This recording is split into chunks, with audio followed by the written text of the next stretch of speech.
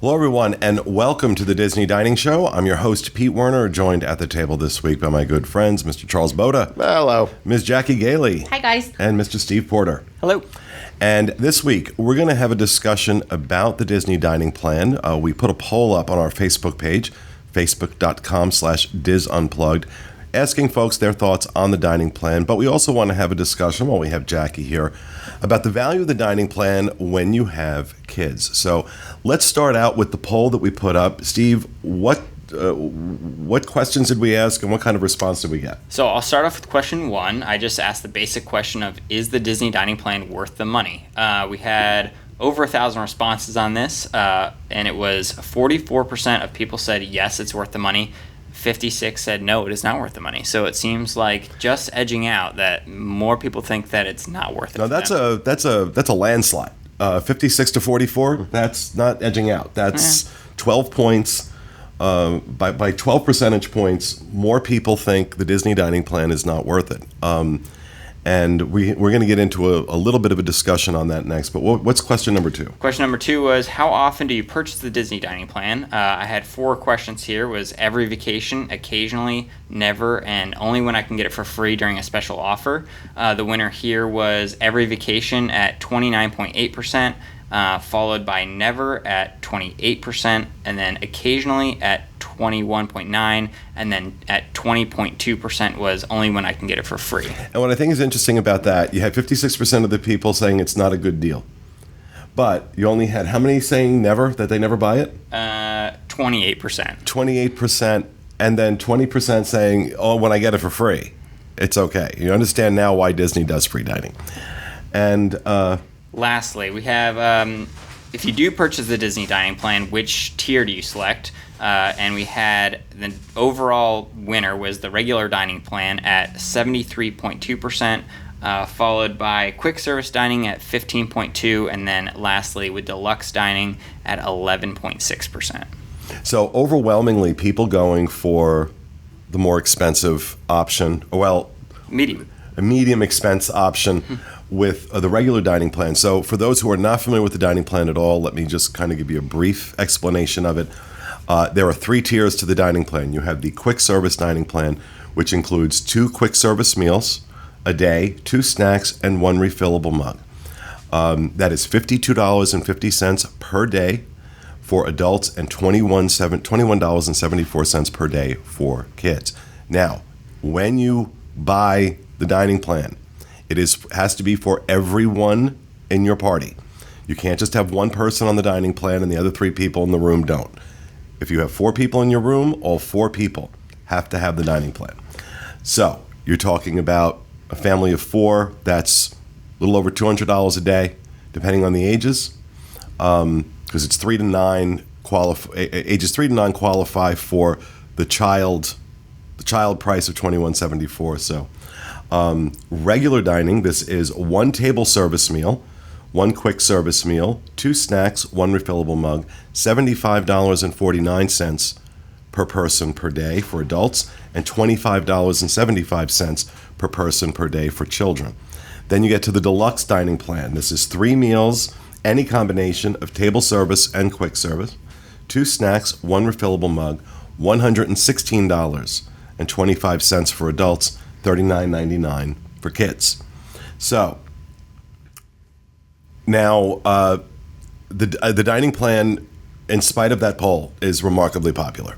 A lot of packages are sold with the dining plan because those credits are just kind of baked into your Key to the World card.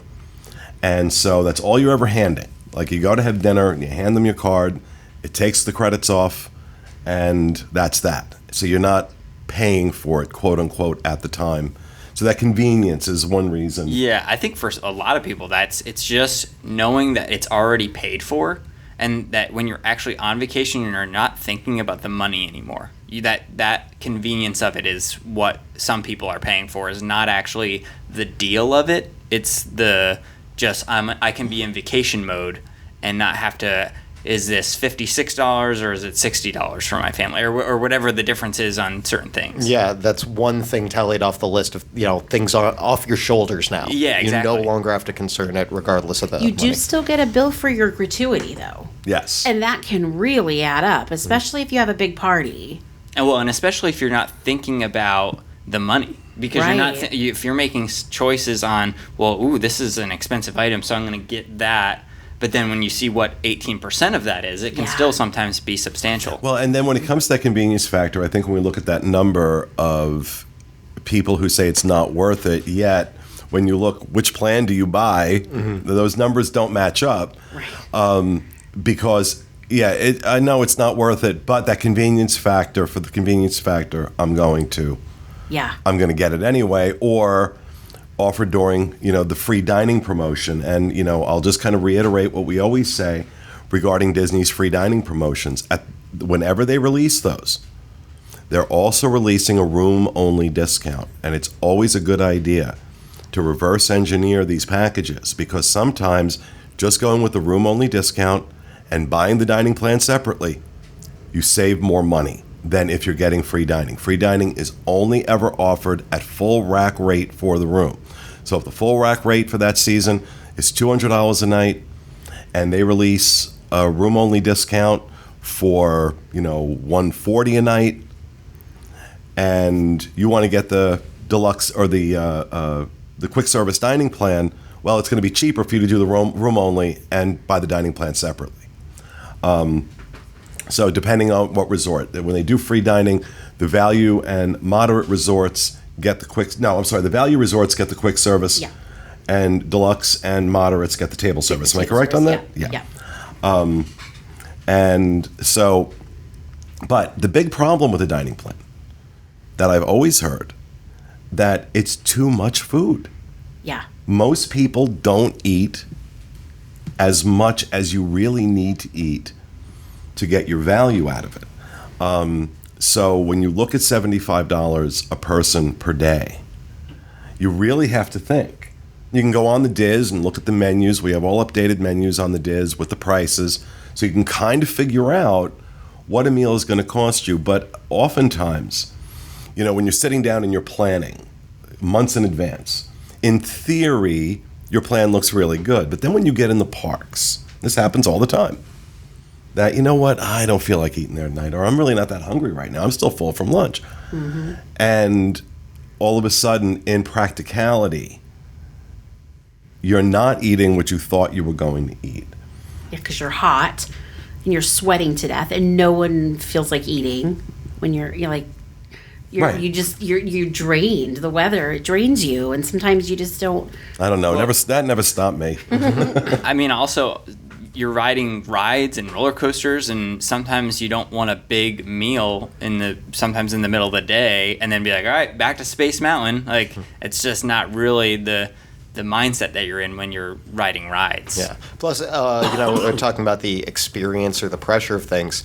You kind of want to let the day flow, and the idea that, like, I've already spent the money, so now I have to eat, takes the fun out of eating. Sometimes it's it's anxiety inducing. I have to stop going on rides real quick, and we have to eat, otherwise we're not gonna get the value of our dining plan. Mm-hmm. Now, keep in mind that when you're on the regular dining plan, you can use 2 table service credits at select restaurants, the signature restaurants. So if you want to eat at the California Grill, you want to eat at Citrico's, you want to eat at, I think Brown Derby is on the list now. It is, yeah.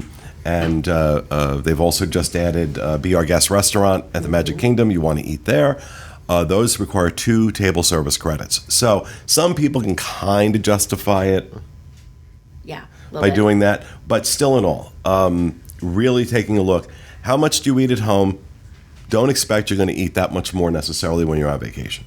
So if you're a 3-meal-a-day family and there is breakfast, lunch, dinner, and snacks in between, then maybe the regular dining plan is good for you. Yeah. But let's talk about where this really kind of comes into play too, is with kids, especially in that age group 3 to 9.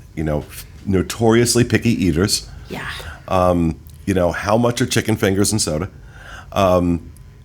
$25 a day, $26 a day for a 4-year-old. Is that really going to be worth it?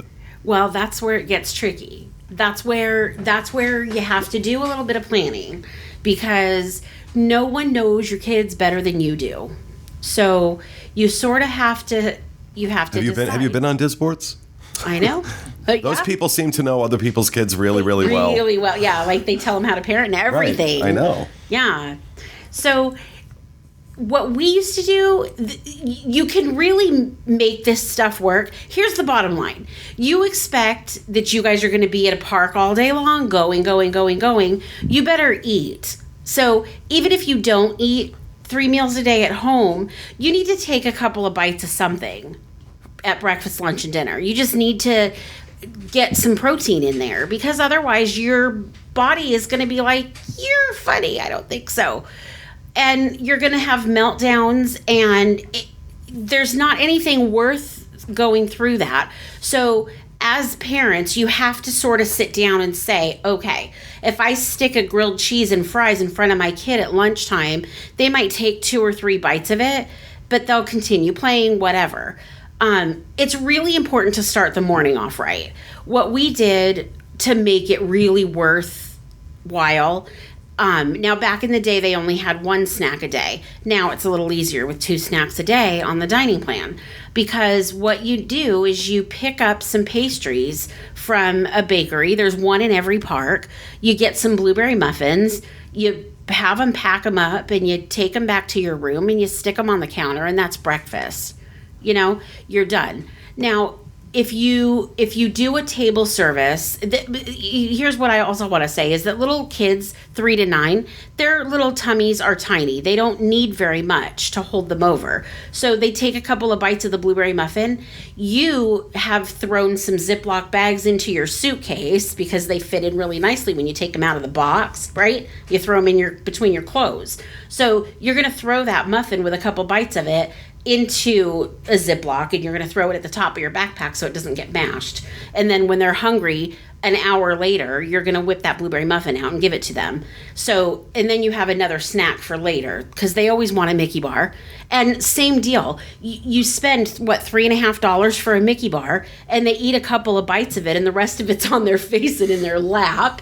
So you use the second snack for that. So I always read things on the boards about how people have a million snacks at the end of the day. And my kids were always snacky when they were little. So the whole snack thing, we never had a million leftovers because there was always something to get. And you make it worth your while by researching, go to our menus, look at how much stuff is. So you have to plan your value. You have to... what I used to do was I would do a spreadsheet that said breakfast, lunch, dinner. So we had a rule in our family for the first couple times we went that we only did 1 table service a day. So, and then we got adventurous a couple years later, and we did some of the signature ones because we wanted to try them out and see if they were really, all they were cracked up to be online. And, it does get to the point where you have to question it a little bit because, kids that age, they don't eat very much. But when they get to be about the 8 or 9-ish phase, sometimes they want a little bit more than what's served on there. And so they eat the tiny little kids meal and they still want more. So, you can pay out of pocket for stuff. You can buy the Tables in Wonderland and you can get a discount on extra stuff that you buy. I think we talked about that last week's show. You guys talked a lot about that one. So you do that if the dining plan isn't enough. But you really have to make sure that you're eating when you're there. So and like you said, this really does come down to, you knowing your kids. Yeah. And saying, yeah, you know what? My son's a really, really good eater, and I'm not going to have any trouble finding things for him, or my daughter is a really picky eater, or vice versa. Mm-hmm. And, am I really going to be able to get $22 worth of food every day into my kids? So those are some good suggestions of ways to use the snacks. Of course, you get the refillable mug, which is about $19, $20? It is, yeah. And you get one for each member of the party. You're able to refill those in your hotel room. I really think Disney needs to start letting those refillable mugs be used in the theme parks. It's never going to happen in our lifetime. But right now, that refillable mug really only works for soda in the resorts. I have a question, and I'm not sure. And as a Disney expert, I feel like I should probably know this. But do they get free mugs as a kid? Yeah. For the dining Yeah. plan? Oh, yeah, they do. cool. Yeah, everybody gets a Didn't mug. know that. Okay, cool. And see, the bummer about it for kids is that, you know, we don't want our kids sitting there drinking soda all day long, right? So you can't use it for things like milk or OJ because those come in little individual things. But most of the fountain drinks have a juice of some sort, like it's high C or it's still loaded with sugar. But there's better things that you can buy that are, or fill them with that are not soda. So, you know, some of the quick service places have like hot chocolate. So, you know, when the kids get a little bit older, my kids were loving that. You know, hot chocolate is fun. So, you know, and then the other thing you mentioned, picky eaters, it reminded me of a time where we were eating at the Kona Cafe, so table service dinner, and Zach didn't really love anything that was on the kids' menu. And so what they did was they made him something from the adult menu in a kid's size. So it wasn't like a steak, or it was pasta, but with a different kind of sauce. So it was easy enough for them to do. Now, all restaurants don't do that. You know, it's totally one of those things that if you put on a smile and you ask nicely and you tell your server, you know, hey, my kid doesn't really like blah, blah, blah, they usually aim to please. And sometimes I wonder if I can choose something from the kids' menu and have them make it in an adult size. You sure can. I love that you just said that because you can. So, because that's the problem that so many parents run into is that when their kid is 11, they're a grown up at Disney, so they're paying that adult price for the dining plan. That's when this starts getting really tricky.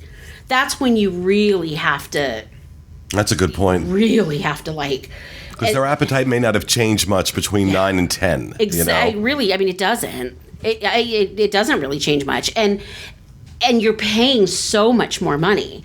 So you're like, oh my gosh. Right. That's a difference on the regular dining plan. That's a difference of $50 a day. Yeah, Wow. it's so much. It's $25.75 for kids ages 3 to 9, $75.49 for adults. Yeah. They need to have tiers Yeah. so that you know, from their birthday to the next day, or the day before their birthday to their birthday, that's a crazy So do you really think, is your kid going to eat $50 more food because he or she just celebrated their 10th birthday? Right, yeah. They are if I'm paying for it. Yeah, they are. They're They eating sure every are. bite. Yeah, and they're going So up for another can I bite. have 6 pounds of chicken fingers, please? You know? Right. Well, Is- and that's the tricky part. so yeah. what you're saying is that Refillable mug of mac and cheese. well, right. Well, what you're saying though is that one of the things you can do is ask, like, you know, they may still like the stuff that's on the kids' menu, but you're asking for an adult-sized portion Yes. of that meal. And they will indeed. Now, I don't want to, because Disney always has the right to change whatever. So I I'm always going to want say, to because preface it with that. But I was just out in Disneyland, and I was with somebody who just is not a big eater, and she wanted to order off the children's menu. Now, some places were fine with that. Other places said it's a double order and you have to pay double price because you're an adult, not a kid. So, you know, there is, and again, I'm not saying that happens at World, and it didn't even happen everywhere at Land. There were places that were fine with it. There were others, so it was like every restaurant seemed to have its own policy. Yeah. So I think that's important to note, that I think it probably is no problem when we're talking about an 11-year-old versus a 53-year-old asking to do it. But even like a 13, 14, 15-year-old, sometimes you just have picky kids that don't want to eat anything. I Like, think about Teresa. Her daughter Grace. I don't. She might still be eating chicken fingers. This child chicken only, and you, God bless you. I eat chicken you do. fingers. I love chicken fingers. I know, but like, does it need to be like? I mean, the kids that have to have it at every single meal. I mean, this is a I thing. might eat it chicken every nuggets, meal. chicken fingers, and French fries, and you know. I mean, some kids are just like that. I mean, I had a friend back home in Seattle whose kid would only eat French fries. Only. That was it. Oh, it's a vegetable. And I was like, how do you, like, he needs protein.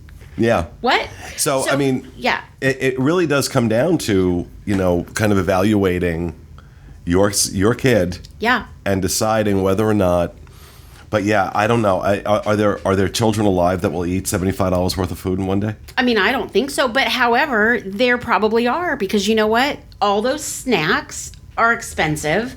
The quick service meals are expensive. I mean, they really are. When you go, a family of 4 goes to have quick service, you're going to spend $70. I mean, easily. And whenever that happens to me, I'm like, $70 for takeout. Quick service lunch or dinner, you should always figure on roughly $15 to $20 per adult. Yeah, always, yep. And they do. And the thing is that when your kid is, 13, 14, 15, they like what's on the kids' menu still. And they just want a bigger size of that.